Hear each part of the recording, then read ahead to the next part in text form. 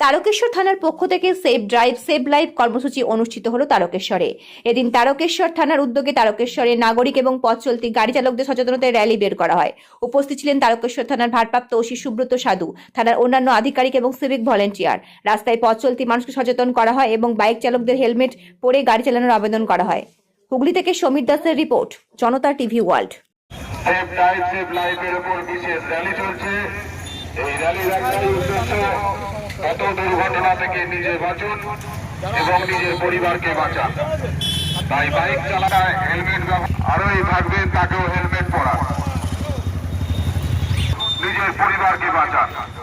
চার চাকা চালাবার সময় অবশ্যই সিট বেল্ট ব্যবহার করুন। কত দুর্ঘটনা থেকে নিজে বাঁচুন, নিজে মনে রাখবেন আপনার অপেক্ষায় বাড়িতে আছে।